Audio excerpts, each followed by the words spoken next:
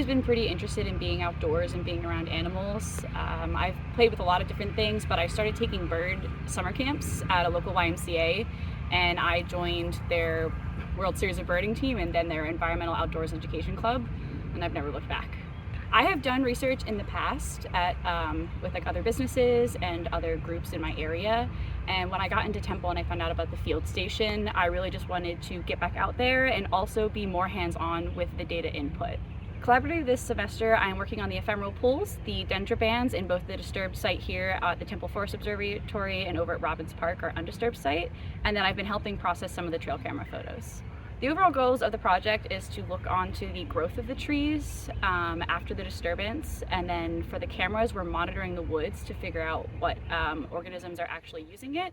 So with the pre and post disturbance information, it provides just a really great balance. My personal project is comparing bird activity in between the undisturbed and disturbed sites here at Temple Ambler Campus. I'm mostly looking at their behavior as well as their species richness to figure out if there's any indicator of certain species avoiding either of them.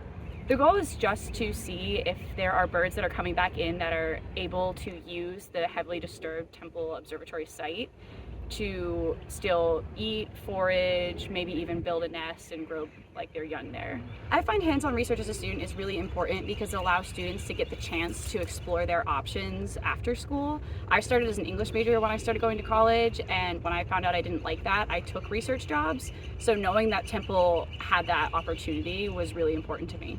That they're also different and that they're everywhere. They're great indicators of habit. They're really easy to find as well. So some are so sensitive that it feels like really lucky.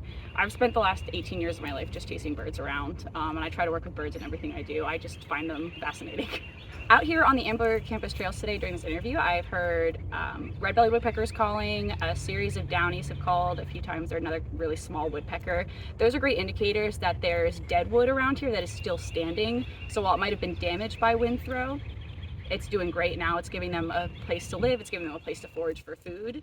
There's also been a lot of songbirds like northern cardinals and mockingbirds calling.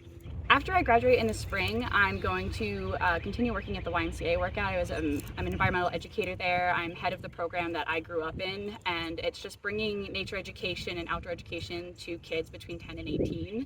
And I'd like to expand that program to be a lot larger and allow more students of different backgrounds to be able to have the opportunity to go outside and just enjoy nature. That is at the Upper Mainline YMCA in Berwyn, Pennsylvania. I transferred into Temple University in 2021 from Delco Community College and Penn State University. The difference here has really been that it's a much smaller campus overall and that there are a lot more options than I found at Delco. It's been very enjoyable because I've allowed to explore my opportunities while also being able to talk to people with a wide range of experiences, which has been exciting.